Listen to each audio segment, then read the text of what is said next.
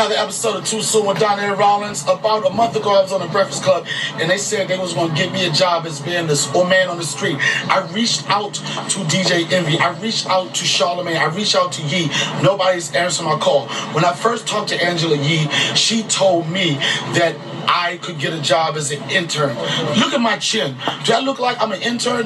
I'm hitting the streets. Should Donnell Rawlings be on the Breakfast Club, or should he go solo? I should. Not Breakfast Club? Breakfast Club.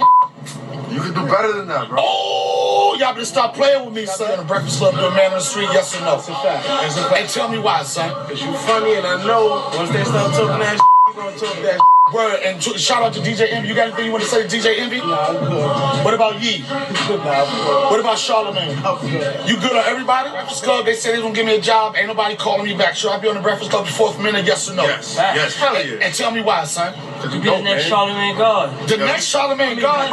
The better Charlamagne The God. next Charlamagne God, so that's an insult. I ain't with y'all no more. Should I be on the Breakfast Club, yes or no? Do that, yes. We want that, son. What's your name? You Damo, I don't give a about that, son. It's all about me right now. All right, son. Shout out. Give my show you this real quick. Come on. Should I be on the Breakfast Club? Should I be on the Breakfast Club, yes or no? Yes, they valid. They valid? Yes. Anybody taking a picture on that broke-ass camera? Oh, look at that. Look at that. Get a new screen. Yeah, you should be on the Breakfast And tell me why I should be on the Breakfast Club. Club. You're a funny. That's all we want to know. The streets don't lie, son. Word. Appreciate Yo, you. son, I seen you up on 160. What was I doing on 160? You was filming something. All right, we'll buy one here. Yes or no? Possibly. You could replace Charlamagne. Yeah. Oh, matter of fact, no, that. Replace that soft ass. Ah!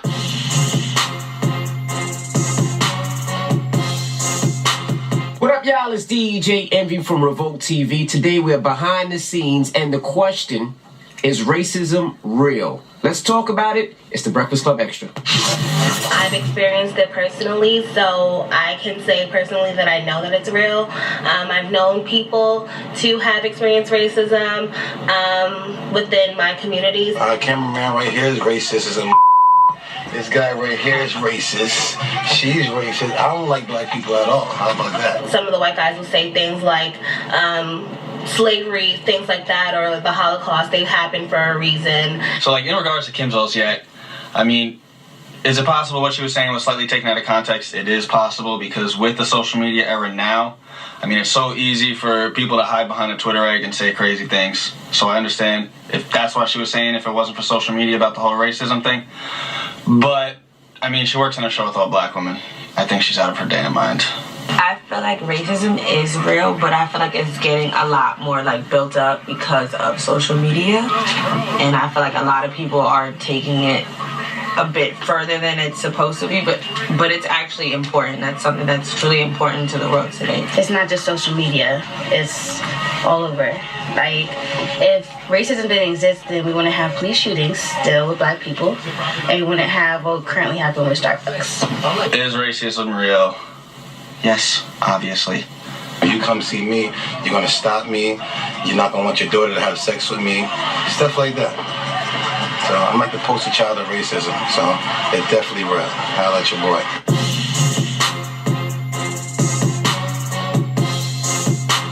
Yo, it's your boy Donnell Rawlings. Too Soon with Donnell Rawlings. I just had a show and I'm out in the streets. Asking the question, is it too soon to be upset about Toys R Us being shut down forever? The death of Jeffrey. I'm hitting the streets and I'm going to find the answer. How do you feel about Toys R Us being closed down? There's no more Toys R Us. Jeffrey is dead. How do you feel about that? It makes me sad. That's my childhood. Gotta get a new giraffe. Or Ronald McDonald's, I don't How know. you just get a new draft, son? Toys R Us. Why you say Toys R Us? Generation Z killed Toys R Us with their laptops and their programs and their gigabytes. How do you feel about Toys R Us going out of business? Dang. Say it to the camera right here. That's the Breakfast tough, Club. but if I was a kid, I think I want a phone too. You want a phone too? Yeah, I'm not. You want a phone? Yeah, I'm not gonna lie to you. I know. How about you, bro? Toys R Us closing is not a I don't even like your voice. It's too private. I know you used to get your toys flown in. Never mind. Let me ask some real that they go to college. You got an education. Your team won. You got an education. You got good teeth. Your mother spent money on braces and stuff like that. And you came from a house with 2 parents. We don't trust you got to say. Peace. Donnie Rollins. I'm in the street. Breakfast Club 4th member. Too soon with Donnie Rollins. Let's go. No, but there's a Ouija board. I was too black for that. My mom ain't buy me nothing from Toys R Us. You weren't too black. You the same color as DJ Envy right now, son. I never been to no Toys R Us. We used to make toys out of wood. My daddy's taking me to a gun shop. That's that NRA. Do you know any of the words to the Toys R Us jingle? I was listening to it today, but I don't want to grow up. I don't want to grow up to be a kid like that. That's not the damn song, man. I almost had it. All right, you wasn't even close to that. Don't get in the booth. Don't get in the booth. Thank you, man. Breakfast Club. Shout out to Breakfast Club. Breakfast Club? Tell DJ Envy stop being so light-skinned. DJ said, don't stop being so light-skinned. And tell him you ain't apologizing to nobody. I'm not apologizing to nobody. No buts, no buts, no buts, no buts, no buts, no buts. Angela Yee, she half Asian. She half Asian. Yo, when you gonna get some new teeth, though, son? As soon as I get my together. Your together? Yes, sir. All right, get your together, son. Any help before you go, sir? All right, I'm gonna help you with them teeth. Hold on, son. Damn, I don't know if I got no more money. I don't want to grow up. I'm a Toys R Us kid. My mom smokes crack and look what it did. No, that's not the Toys R Us jingle that we know.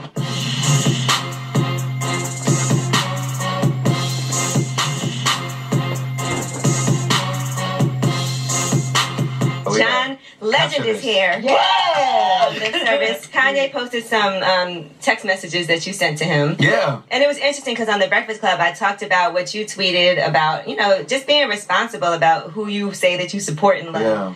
And Charlamagne was like, well, how do we know that he's talking about Kanye? Because people just speculated that. And why didn't he just text him? And you did text him. I did text him. But I did text him after the fact. I tweeted about that stuff first, and then I texted him this morning because I felt like I should talk to him directly. Mm-hmm. And he responded, and everybody saw what our conversation was. Indeed. You said, hey, it's JL. Is that what you go by, people? Or you just... Yeah, a lot of people know me as JL. A lot of my staff, like when they're just talking about me, they're like JL. He said, you said, I hope you'll reconsider aligning yourself with Trump. You're way too powerful and influential to endorse who he is and what he stands for. I agree. Praise you when you say that. What you say really means something to your fans. They are loyal to you and respect your opinion. So many people who love you feel so betrayed right now because they know the harm that Trump's policies cause, especially to people of color. Right. Don't let this be part of your legacy. You're the greatest artist of our generation. Okay, very well stated. And Kanye said, I love you, John. I appreciate your thoughts. You bringing up my fans and my legacy is a tactic based on fear used to manipulate my free thought. How dare you? Wow. There was more. He posted a second one. You felt like Hitler right there. Yes. And you said, think freely, think with empathy and context too. Your words and actions have consequences. Much love. And since you're posting text, let me add that I have a new single out. Thank you. By the way, we love that song. You should be able to call somebody out. You know? Yeah, and it wasn't about like trying to make him feel bad. I just wanted him to think about what he's saying and what it means to people. And like words, he's talking about free thought and free thinking a lot.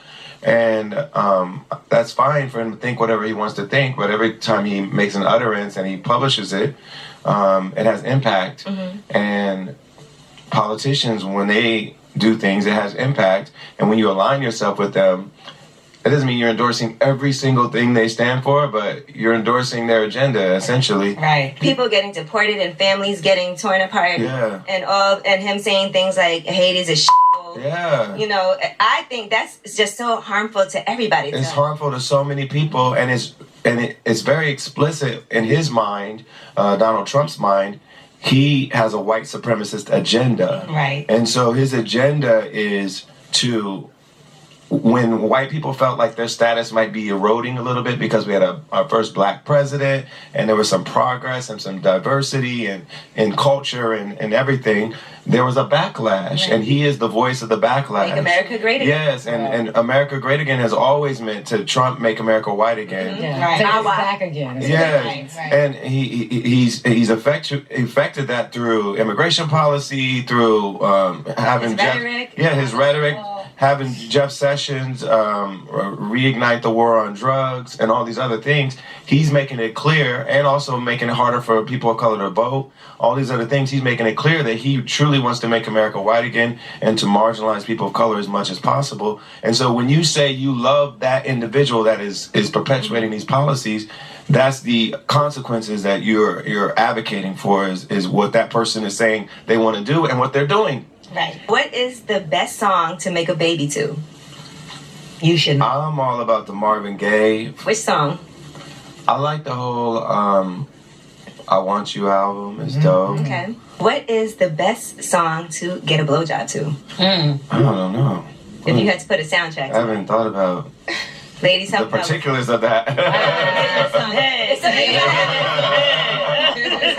I feel like it's I don't know if there's a separate song for that, and I feel like it's all part of the same song. It's got to be something like, and I'm going down. I'm going down. Yes. What is the best song to have really freaky, crazy sex to? So I feel like Prince would be Prince is good. dope. Oh, yeah. Which one? What Prince song? We need a specific You song. could do like Do Me Insatiable. Baby. Do Me Baby, Insatiable is good. Yeah, Prince is good for that. I also think Darling Nikki, she was masturbating to a magazine. Oh, that's true. But that's more like a masturbation song. I think Jodeci freaking you. Every freaking night. You can do that. Ooh yeah. Do you listen to music when you have sex? Sometimes, but sometimes the TV's already on because we watch TV in bed a lot. Oh my gosh! Let me tell you, have you ever had something on the TV while you're having sex and had to turn it off because it wasn't going with the It's mood? so irrelevant to what you're doing. We were watching a Gianni Versace story. Okay, it's inappropriate. Sometimes it's completely irrelevant to the love you're trying to make. Right. And so you got to turn it off. I've had sex to this album before. I'm only ashamed because he ain't R. Kelly. Chocolate Factory. Girl, I was gonna say TP2.com, but you know, we can't. Yeah. It's tough to sad day. All we can do is sad day in R&B. I'm not gonna lie. He's canceled in our home. Right. Yeah, it's sad day in R&B. Daughter, you can't just be can't putting even- on. Well, now you do it. You think about a molester. He's talking Yeah, you can't even listen back to his lyrics now. This was years ago. Too many of the lyrics. Now it doesn't. You're like, Too many of the lyrics don't sound right now that you know everything that he's done. He's telling us everything he was doing. Yeah, it was the worst. He AJ. literally wrote AJ Nothing. You're like, you're 14. The Pied Piper. I get it now. More than a number. Yeah, it's more. What? He literally called himself the Pied Piper. Yes. So when And you like think it about was it now, right you're like, there in front of us all along. Yeah, that was sick. He tried to tell y'all. He tried to say, told y'all. But y'all didn't want to hurt him. Nobody want to listen. If you had a porno, what would it be called? The legend. What? My name is ready for. It's so porn ready. The legend. Yes. John, the legend. Did you figure this out beforehand? Or? You know, the funniest part about my name is not my real name. When I had to register it as a trademark, there was already another person named Johnny Legend, and he was a porn producer and like a rockabilly singer and performer. And so we had to basically agree that I would never use Johnny Legend, he would never use John Legend. Oh, hilarious. And so Where is part he of now? the negotiation, I don't know. Part of the negotiation, this is before I was ever famous. He didn't know if I was going to be anybody. Right. And we got a pretty good deal. I got it for like 10 grand, and given all that I've He's like, damn. made, and since then it's worth it. But you know, that was the deal, and that was who it was with. He did have a connection to porn. Oh, Chrissy just tweeted, Kim Kardashian, are we still doing dinner Friday or no? Yo, I love it.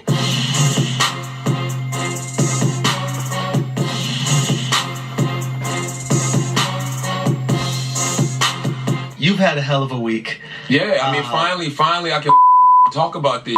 It was very interesting to see you interview somebody. Have a conversation. No. I mean, you guys were having a conversation, but it was an interview. Whatever energy you took, you were like Black Panther's suit. Whatever energy, you know, when he gets hit, whatever, you utilized that energy and turned it into the next thing. It didn't feel like, okay, what is the next question, which I think a lot of interviews do. It was just interesting to see you interview. I mean, listen, man, I feel like that's what I do all the time. You know, you have other guys, like on the Breakfast Club, there's two other people to work off of. A one-on-one combo, is not easy. I love having those one-on-one conversations with people. Why? It's just dope because I have a real sense of discovery, right? And when you have a real sense of discovery, when you're talking to somebody, you're really interested in what they're saying. Yeah. And like sometimes you can be having a conversation with someone, and you may see something in something they said, and like you immediately want to follow up. If you're in there with a couple of people, yes. Somebody else may ask some other question because they're not paying attention or they're not on the same wave you on. Yeah. So then you got to go back.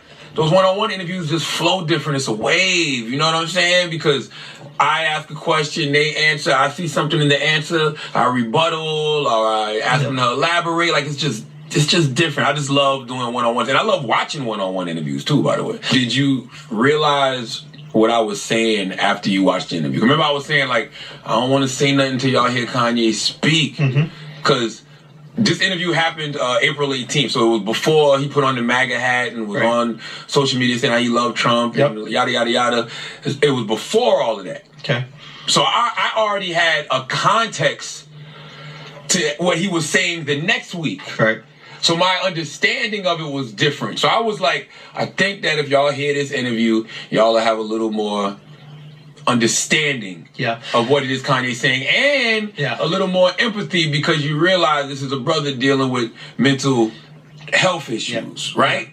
Not crazy, but just dealing with mental health issues like a lot of people are, right? So I thought people would have a little bit more sympathy and compassion, and they did for about 3 hours. Yeah, and until then he decided TMZ to go to goddamn TMZ. So maybe we could have this convo. Maybe we can have this convo in two spaces. We can talk about Kanye before TMZ, Kanye after TMZ. And that's what I said, I think they're one and the same. And the reason I think they're one and the same is this. Kanye West is a true Gemini. What is Gemini? That's two different at all times. Just like Tupac was a true Gemini. Right. Because if you watch the interview that he did with me, and then you watch the interview on TMZ, I'm like, who the is that? Like, can I tell you the difference, in my opinion? Meds, no meds? Maybe. Okay. But anxiety.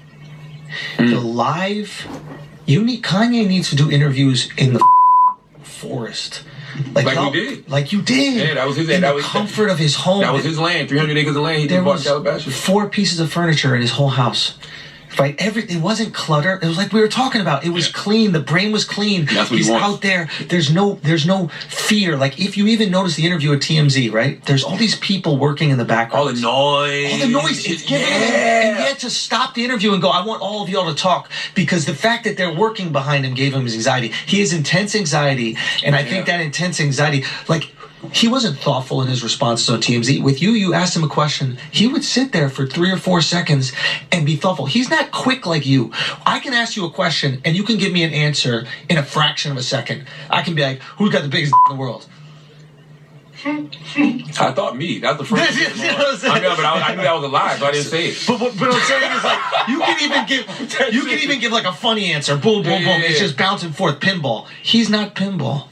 This is somebody who really needs to take a second and synthesize questions and give answers. And when he doesn't have that second, when he's forced to just go in the moment, it's always horrible. It is, Taylor Swift, horrible. But he seems to run to those situations. Well, look, this guy obviously loves attention. Don't get me wrong. He's a for attention, I would say. But like a lot of us in the entertainment industry. But what happened with you and him was the perfect environment for Kanye to actually give you thoughtful answers. TMZ could be possibly the worst environment for Kanye. I think that Kanye, is a narcissistic person. Yeah, but I don't think he seeks attention. That's it. Because think about it. Think about what we've been watching him do the past couple months. Yeah. He's only made 1 appearance. Yep. It just seems like he's every way. Everything else is just tweets. Yeah. Does you know social media count as an appearance? Like maybe, yeah, because we say he came back to social media. Right. And like this interview, he sat on this interview since April 18th. We shot this interview April 18th. And he took things out, he put things back in. Like I noticed he was that. very cognizant. Like if you notice, he was very cognizant of the things he's saying, very cognizant of what he presented. Because his main thing is, I don't want to present negative energy. Like he kept repeating that over and over. I don't want to put out nothing negative. I want to put out love, and like it was certain things that I was telling him to even take out because I'm like, yo, it's going to distract from the broader message. Broader message is economic empowerment, man. Yo, and I'll be honest with you, and again, we're talking pre-TMZ. Yes. This is just the interview with you guys. Yes, because I had an understanding until the TMZ interview. And then I'm on the phone with him like, yo, what are you doing? Bro, this ain't it, bro. What are you nah, doing? bro. Because he came at economic empowerment from a different angle. And I think it was a really brave angle, to be honest with you, because if you adopt any conservative ideology as a black man, or a black woman, there's a lot of scrutiny that comes with that. Oh, now. Especially that you're the sellout, you're a sellout, you're a coon, etc. And it was brave of him to adopt that. The problem with the slavery line is saying slavery is a choice is you confirm everyone's suspicions. Once you say something like that, they're like, see, I told you he's a coon. I told you he's a sellout. Well, here's the thing that everybody needs to realize about Kanye West, and this is the other thing I hope people take from the interview. Kanye just don't know what he's talking about when it comes to that kind of stuff. Yeah, this is new information. Like it's literally on the fly. Kanye is a guy who 9 years ago told y'all, I am a proud non-reader of books. So he's not into this. He's a genius at music, at designing. He's not. You ask him why he likes Trump. Has nothing to do with politics. Yeah, but slavery and liking Trump are two pretty big issues. You don't need to be a reader to really be up on those. What do you mean? That slavery wasn't a choice. You don't need to read a lot of history books. This is the other part that this is my problem. Right. I have context. Because we've had that discussion before. What was the context He's of that talking statement? about psychological that's what I figured. slavery. He said that immediately after he let that line go. Even after he let that line go. All Kanye was simply saying was, rebel. It was really that simple. He was just saying, rebel. Rebel from, the mental slavery you may have in your mind. Not saying dismiss everything that black people have been through. He's just saying rebel. Because really, you don't got no other choice. Right. Like, your back is against the wall. You got to come out swinging. He just don't know how to communicate that properly.